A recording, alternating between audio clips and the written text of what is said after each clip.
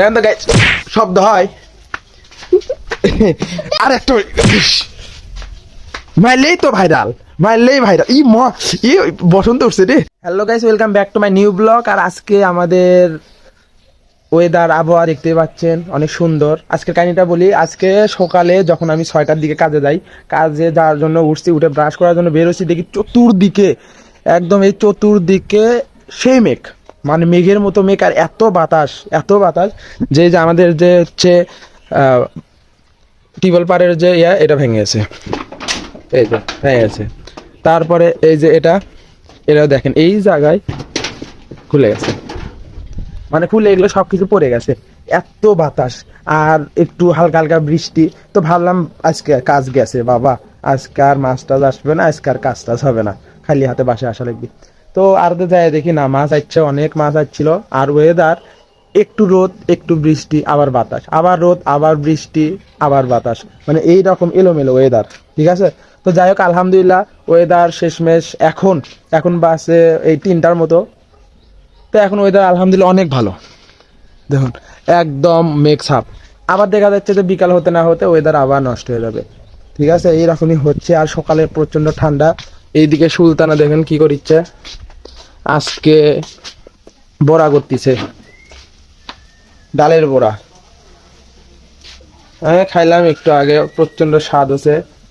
এর মধ্যে একটা মার দিয়া না, মারলেই তো সুখী জীবনেরও মারামারি কেচাল ঝগড়া যত হবি জীবনে সুখ তত হবি, কি বলো নাকি? দেখেন তো গাইস শব্দ হয় আর একটা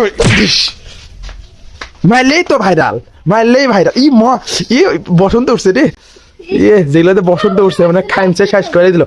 মানে ঈদের পরে, মানে ঈদের আগে যতগুলো গোস্ত কিনছি সব গোস্ত তো খাইছে, আর এখনো এই যে খাইমসে খুমছে সব গোস্ত শেষ চলে গেছে।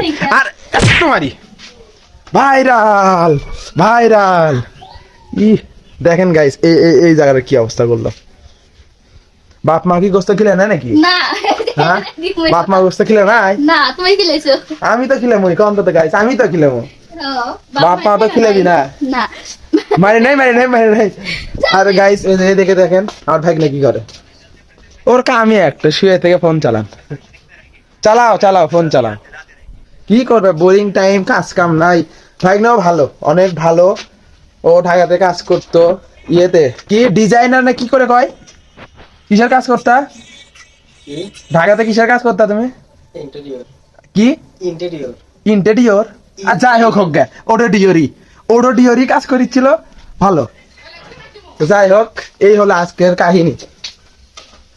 আর এই যে আরেকটা জিনিস দেখে আপনাদেরকে, না আর মারবো না, মানে ভয় আর জানের মধ্যে এখন এসে গেছে, ধর কাছে গেলে মারবো।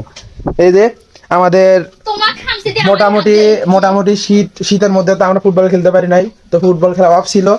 আর এর মধ্যে আবার রোজা চলে আসলো, ঈদ চলে আসলো, তো সবাই আমরা নিয়ত নিয়েছিলাম যে ঈদ পরে আমরা আর কি হচ্ছে ফুটবল খেলা শুরু করব। তো ইনশাল্লাহ ঈদও চলে গেছে, আজকে ঈদের 7 দিন পার হলো। তো এই যে বুট জুতা এগুলো বের করছি, ইনশাল্লাহ আজকালকে থেকে ফুটবল খেলা শুরু করব। ঠিক আছে, বাই টাটা। ভিডিওটা সবাই শেয়ার করে দিও।